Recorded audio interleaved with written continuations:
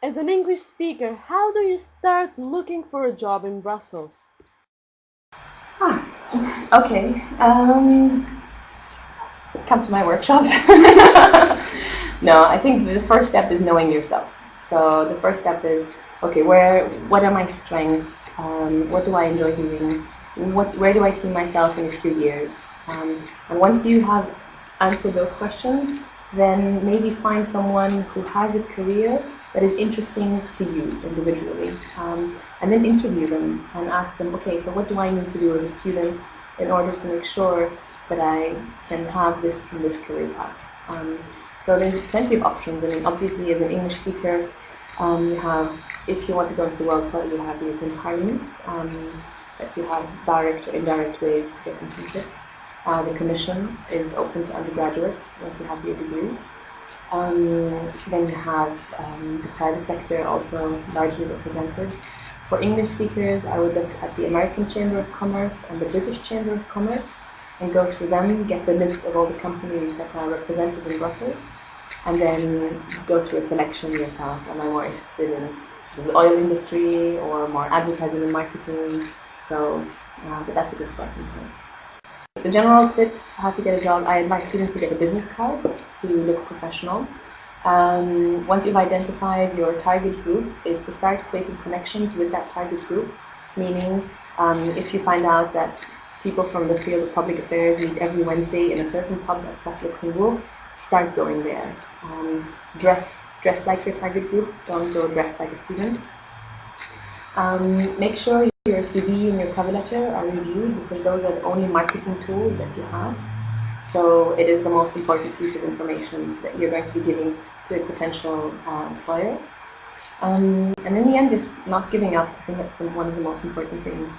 If after 1-2 weeks you're frustrated, just keep going. So that's another very important tip I can give to students. How do you apply for a job in Dublin? We're talking about Brussels specifically.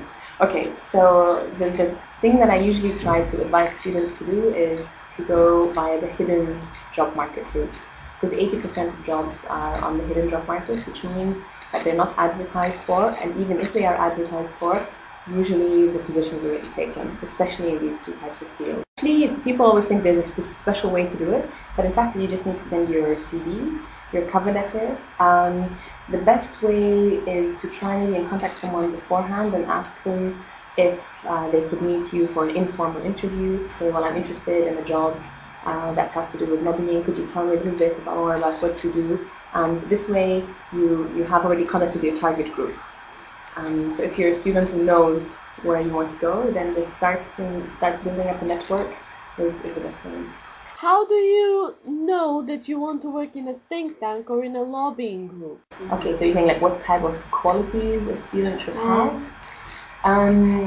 Let's take them because they're quite different. So if we focus on think tank, then there's two main elements usually that you would need to have. So first of all, research skills, and the second one is organizational. Research being the most important, depending on the think tank.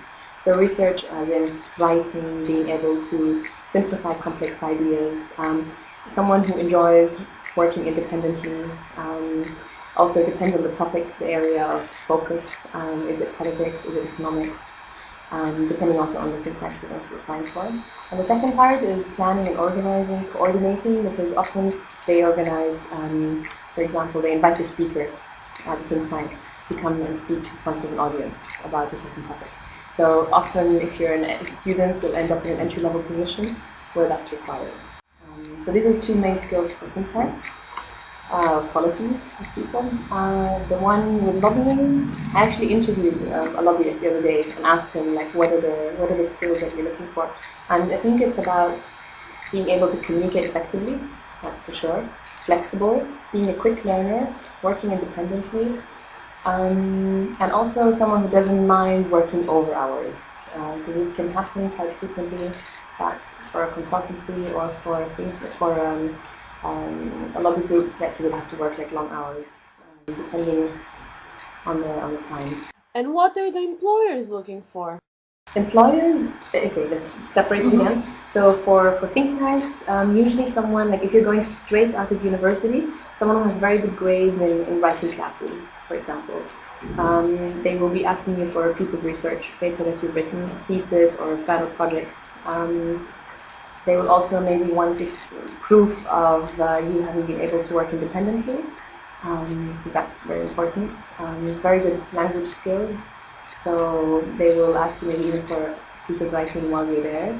They don't want to be editing, you know. For lobbying, generally it's tough for a student to go straight into lobbying, yeah? Because the way it works, the lobbyists are always lobbying an organization. So either the European Parliament, the Council, the Commission, or a government, so institution. Yeah. So the best thing is to first get experience with one of these institutions. Okay? So meaning you would first need to do a stage at, for example, the European Commission, at the Parliament, even if it's just for a few months, the Council, because once you understand how those organizations work from the inside, then you can lobby them effectively. Well, if not directly, do lobbying groups offer internships?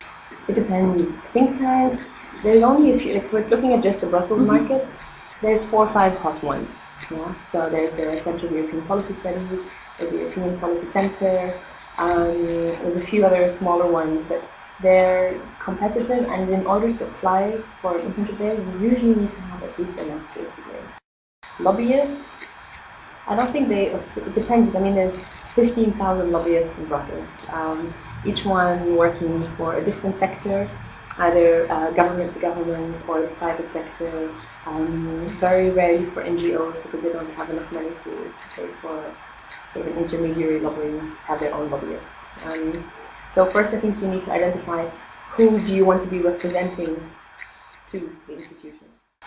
And then you go She's quite something, I must say. I've attended several of her public speaking courses, and she really got the best out of me. I've gained so much confidence in public speaking, and from personal experience, I may add that her tips and tricks work.